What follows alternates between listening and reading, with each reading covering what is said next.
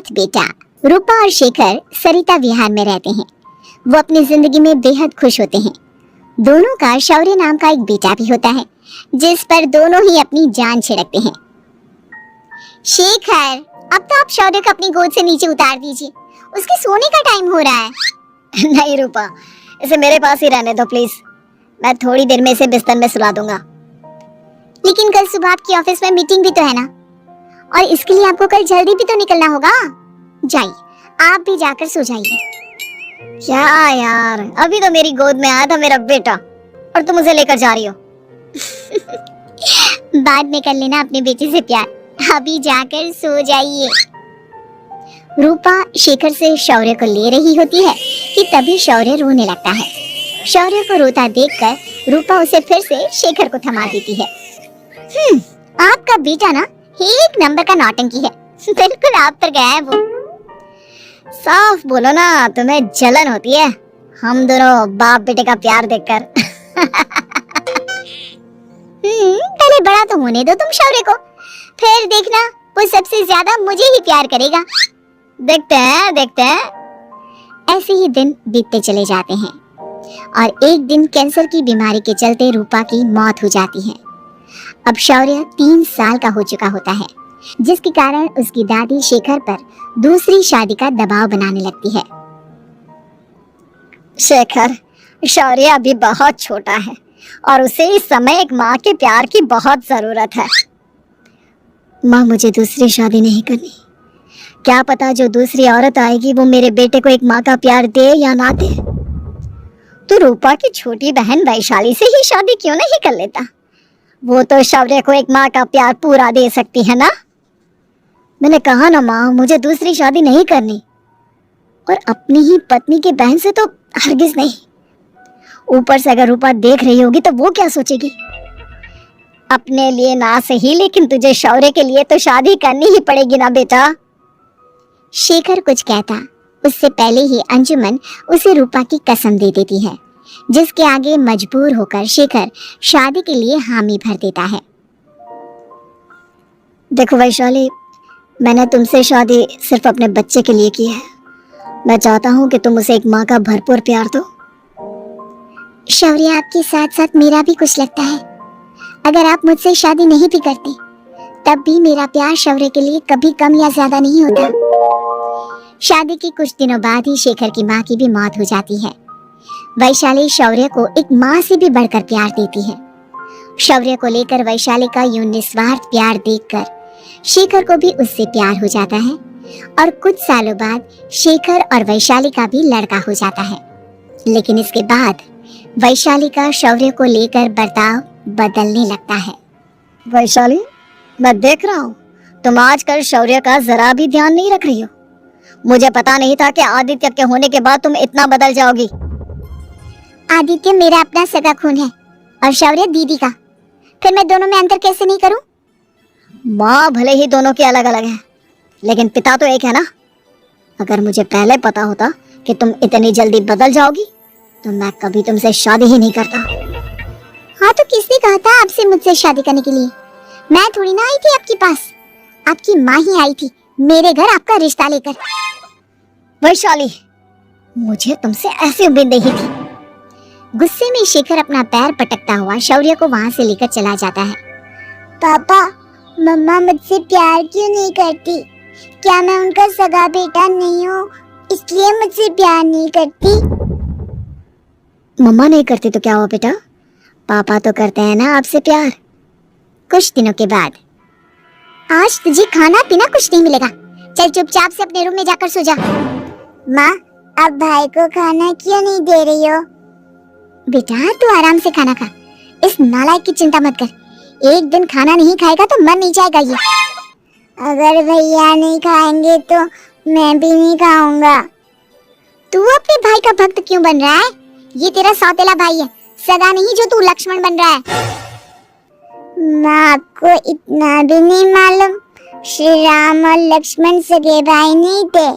श्री राम माता कौशल्या और लक्ष्मण माता सुमित्रा की कोख से जन्मे थे। दोनों की सिर्फ पिता एक थे लेकिन माँ अलग थी। मुझे ज्यादा ज्ञान देने की जरूरत नहीं है, ये सतयुग और त्रेता युग नहीं है, समझे? हाँ यहाँ बड़ा भाई का चमचा। इतना कहकर वैशाली वहां से चली जाती है, जिसके कुछ टाइम बाद शिखर वहां आता है और आदित्य उसे सारी बात बताता है। मुझे माफ कर दो शौर्य, तुम्हारी माँ के जाने के बाद मुझे दूसरी शादी का फैसला करना ही नहीं चाहिए था। अगर मैं दूसरी शादी नहीं करता तो शायद आज तुम्हारी ये हालत ना होती। नहीं पापा, अगर आप शादी नहीं करते तो मुझे आदित्य जैसा छोटा भाई कभी नहीं मिलता। थैंक यू मुझे इतना अच्छा भाई देने के लिए। तुम दोनों हमेशा ऐसे ही साथ रहना, फिर कोई भी तुम दोनों का कुछ नहीं बिगाड़ पाएगा। चलो मैं तुम दोनों को आइसक्रीम खिला के लाता हूँ, बहुत भूख लग रही है ना। शिखर शौर्य और आदित्य को आइसक्रीम दिलाने लेकर जाता है। वो दोनों को पार्क में खड़ा करके आइसक्रीम लेने जा ही रहा होता है, तभी तेज रफ्तार से आती हुई एक गाड़ी उसे कुचल देती है और उसी पल शेखर की मौत हो जाती है, जिसके बाद शौर्य की जिंदगी नर्क से भी बदतर हो जाती है। सुन रहे चिरकुट, इस घर के किसी भी सामान को मेरी मर्जी के बगैर हाथ मत लगाना। इन सब पर अब तेरा कोई हक नहीं है, समझा? ठीक है माँ, मैं आपकी इजाजत के बगैर किसी चीज को हाथ नहीं लगाऊंगा। चल जाकर अब पूरे घर की सफाई कर। महज 7 साल का शौर्य वैशाली के कहने पर अपने नन्हे नन्हे हाथों से पूरे घर की सफाई करने लगता है। ऐसे ही दिन बीतने लगते हैं, लेकिन मासी से माँ बनी वैशाली को उस मासूम से बच्चे पर जरा भी तरस नहीं आता। क्यों शौर्य, ये घर में इतनी गंदगी कैसे हो रही है? ढंग से सफाई नहीं की है क्या तूने? माँ मैंने तो अच्छे से सफाई की थी, लेकिन आदित्य बार बार इधर उधर चलकर गंदा कर देता है। अच्छा, खुद से एक काम ढंग से नहीं होता और अपनी गलतियों का जिम्मेदार मेरे बेटे को ठहराता है। इतना कहकर वैशाली बांस का डंडा उठाकर शौर्य को जोर जोर से मारने लगती है। तभी वहां वैशाली के मायके वाले भी आ जाते हैं और उसकी सारी करतूतें देख लेते हैं। माँ मैं ऐसा क्या करूं जिससे आप मुझे भी आदित्य के जितना प्यार करोगी? बोलिए ना माँ, मेरे क्या करने से आपके अंदर मेरे लिए ममता जागेगी? वैशाली शौर्य की एक नहीं सुनती, उसके ऊपर डंडे बरसाती जाती है। हद पार होते देख वैशाली की माँ उसका हाथ पकड़ती है और जोर से उसे थप्पड़ मारती है। यही सब करने के लिए तूने दामाद जी से शादी की थी? हमने सपने में भी तुझसे ऐसी हरकत की उम्मीद नहीं की थी। तू माँ नहीं, माँ के नाम पर एक धब्बा है। बस कीजिए माँ, आदित्य के इस दुनिया में आने से पहले मैंने इसे बहुत प्यार किया था, लेकिन अब जब मेरी खुद की औलाद है तो मैं किसी और के बच्चे से प्यार क्यों करूं? अरे नालायक औरत, जिसे तू किसी और का बच्चा कह रही है वो तेरी खुद की सगी बहन का बच्चा है। बहन है तो क्या हुआ, मेरे अपने बच्चे से बढ़कर तो नहीं हो सकता ना ये कभी। अगर यही बात थी तो तू हमें पहले बता देती, हम शौर्य को अपने साथ ले जाते। उसे इस तरह प्रताड़ित करने की क्या जरूरत थी? अगर आपको लेकर जाना है ना तो ले जाइए इसे, मैं नहीं रोकूंगी। नहीं माँ, मुझे कहीं नहीं जाना, मुझे आपके साथ ही रहना है। मैं तेरी कोई माँ बाबा नहीं हूँ, तेरी माँ मर चुकी है, समझा? अब निकल जा मेरे घर से। माँ अब बहुत गंदी हो, मुझे भी नहीं रहना आपके साथ, मैं भी भाई के साथ ही जाऊंगा। अरे तू क्यों जाएगा, तू तो मेरा सगा बेटा है, जाने दे इसे।